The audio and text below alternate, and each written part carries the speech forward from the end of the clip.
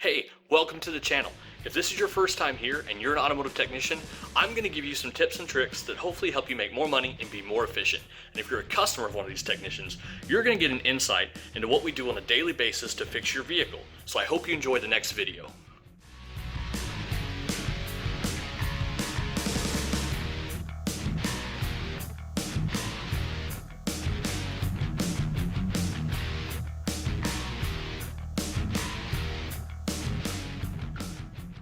Alright, as soon as Witech 2.0 logs in, it brings up the network topology map. So if we take a look here, there's on the left hand side, there's a couple tabs for us to view. And then on the right hand side upper, there's 4 squares. If we select that, that gives us our legend for the topology map. So we see that blue ECUs are active, red are ECUs that are built for this vehicle but are currently non-responsive, yellow have DTCs, and gray are optional modules this particular vehicle is not built with. So then there's 2 types of flashes. There are essential flashes, which are the little blue circled lightning bolt. Those are for any safety related items or recalls. And then a symptom based flash, which is a flash that treats a drivability concern or a check money light code. Then to the right of that, we have on this vehicle, 3 different networks: Diag CAN C, regular CAN C, and CAN B, and those are color coded for us. So if we close the legend out and we look at our map, we'll see that our PCM has a DTC and a symptom based flash, and it's on our CAN C network with our ABS module, TCM, all-wheel drive module, and the TIPM central gateway module. That's our mission critical network. We can also see that the TIPM is all by itself with nothing else, which they call it Diag CAN C because once your scan tool is plugged into DLC, it becomes part of that network, so it's isolated as well. Now our last network is everything that's not mission critical, so our ORC, our OCM, the WCM, all those modules that are not essential to drivability are there on that separate network. So in the event one of those causes interference, it doesn't bring down the whole vehicle, even though it still happens with Chrysler. Now our WCM could be mission critical because if it doesn't function, we're not going anywhere anyways. But that's a layout of the network topology. So if we go up here and we select the DTCs tab, we'll see that all the DTCs for this particular vehicle. And the PCM has 2, a 502 or a P0522 for the engine oil pressure sensor, and then we also have a P0139 for the O2 sensor, bank 1, sensor 2 slow response. So we'll get to those in a minute. On the top left, we see all flashes, and it's going to give us all of the flashes that are available for this particular vehicle. And on this one, there's only 1 for the PCM. We saw that in our map. And on the right hand side, there's a number of bulletins. If you select that number, it gives you a drop down list of all the technical service bulletins that are addressed by completing this 1 flash. And that includes that second service bulletin there that addresses 2 particular codes, a P0139 and the P0522. Since our vehicle has both of those, if we go up here and we actually select that flash, we can go and click it. It's the second one, yeah. And it will open up the technical service bulletin. And you can scroll up and down it and you'll see that it kind of gives you information about the flash. It's laid out like every other technical service bulletin. And it gives sometimes pertinent information if it does or doesn't affect this vehicle. But we see that it does have information on our 522 and our P0139. So if we close it out, we can see, we'll go ahead and go over to the recalls tab. So on the top left next to that, there's the recalls tab. We see this particular vehicle has no recalls. And then rapid response transmittals, which is just information that could become a TSB or recall that's currently out. And this vehicle doesn't have that either. So if let's actually go back to the topology. If we select the network topology and then we actually click on the PCM, we can see that it gives our current calibration number and whether our ECU is out of date or not, so if there's a current calibration. If you select that, it gives you the same TSBs that were listed before. So if we go to the data tab, that's DTCs. Let's go back to the data tab. It gives us a readout all the data. So this is your live stream. So all your values, the units those values are in, and it gives the type. So this says sensors on everything that's in the PCM on this model, and I'll get to that in a minute. I'll explain why that's there here in a second. But if we go up here and let's select for the map. So if we select this little bar graph emblem here, it'll actually drop down and give us our graph, so we can view this data PID. Now on the left-hand side, there's a little settings gear. If you select that, it gives you some options for your time base and your refresh rate for this this waveform we got here. So if we close that out, then we go ahead and close this individual bar graph selection. We can select a couple of these checkboxes here. We'll just select just any of these here. We go to the top, and on the left-hand side, there's a spot for graph selections. If we select that, it'll actually bring all of our selections to one graph.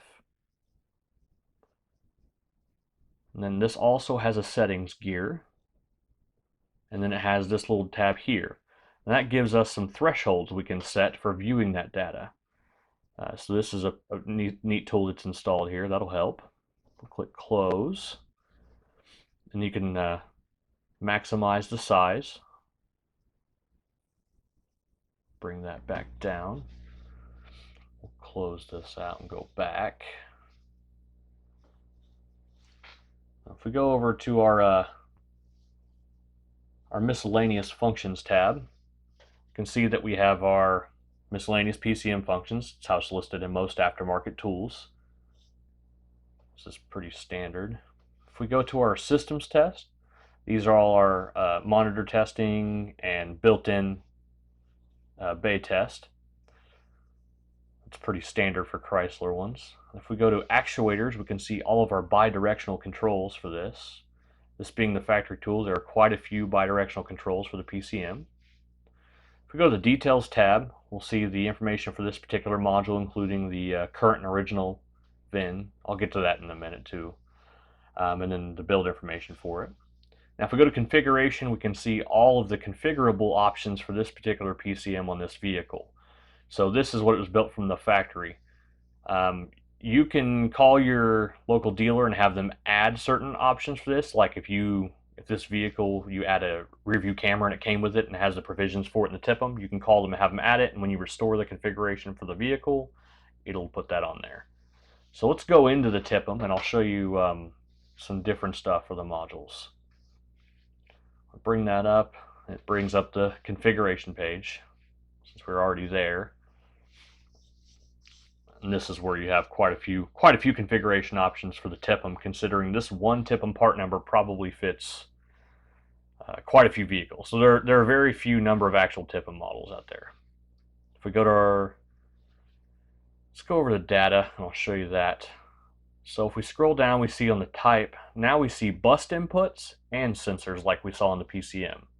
This basically tells you that that particular input is not directly wired to the TIPM, but the TIPM does monitor that data PID, and it receives that information from the actual module that it is wired to, but it receives that information over the CAN network. So that input to the TIPM is through the network bus, so it gives you that information. So that is pretty helpful when diagnosing if you're having a problem between modules. So if we go over to system tools on the TIPM, well, there's not, our system test, there's not going to be any system tests on the TIPM. Let's go to the bidirectional controls, and we'll see, since this is a TIPM that controls quite a bit on it being a Chrysler, there are a ton of bidirectional controls for this. Significantly more than most aftermarket tools. Now if we select the details tab, we see our original and current VIN again. Now that basically tells you if this module had been original to a different vehicle and then it was installed used into this and then reflashed, this TIPM will store, or most of the modules on Chrysler will store the actual original VIN, so you'll know that it has been swapped once before. Alright, so I've already seen calibration, so go back to the topology here. In the top right there's this PDF emblem. Let's go up here, we'll select that. This gives you the option to print out reports. There's some standardized reports that you can print out for the customer or for your own records. And then there's custom reports you can make. So you can select groups of different types of reports and create a report either for yourself or for the customer. And you can select those and click Create PDF, and it'll create a little PDF report for you with whatever information you select. And you'll see that some of it is also on the standard report. Some of that same information is there. And those are just pre-built for you.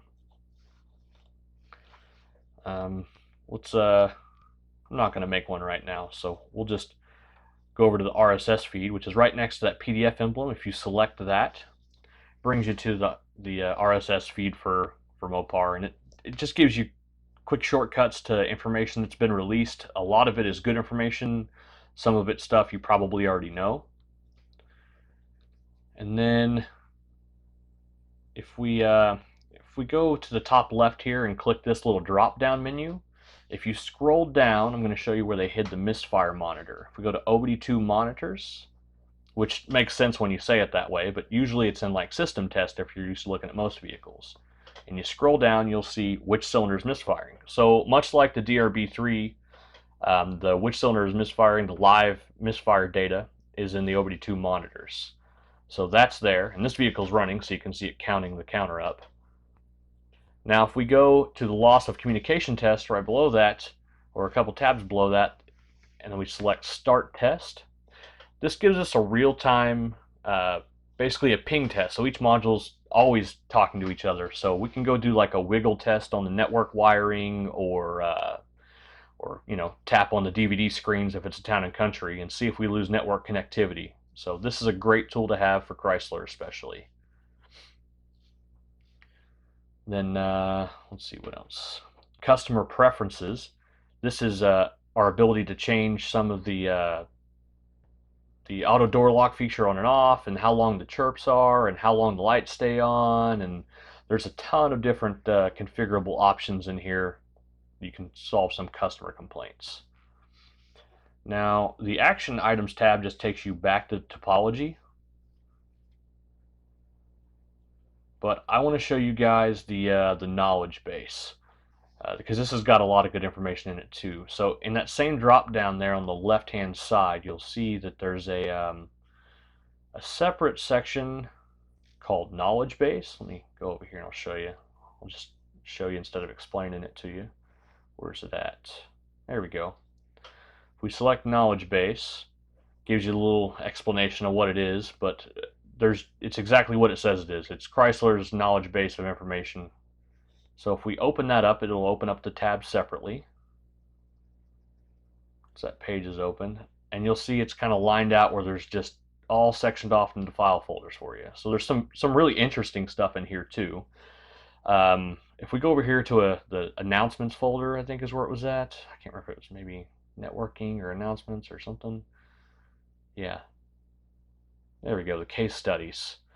So if we select that, there were two that were pretty interesting. One that was funny and one that was interesting. So this one, they have network connectivity issues due to even the oil burning furnace in some of the dealers were causing issues. So it gives you a brief little the complaints and what was determined and how to solve it. And then there was one, let's see, where was it at? And I'd heard about this one once before. There we go, it's this one.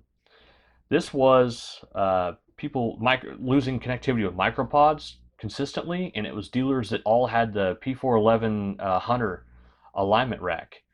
So what was interesting, I guess, was they're on a very similar frequency, and when the dealers didn't use the wireless headpiece, and since that was constantly looking for the wireless head for the, or not the head, but the little pack you could have your readouts, then it would cause issues. But what's also interesting, if you look at the bottom here, they say that a competent IT professional could solve this for you with special tools. That kind of sounds like our job if you've been in it a while. So I mean, that's the majority of what's in here. There's a ton of stuff. There's how-to videos.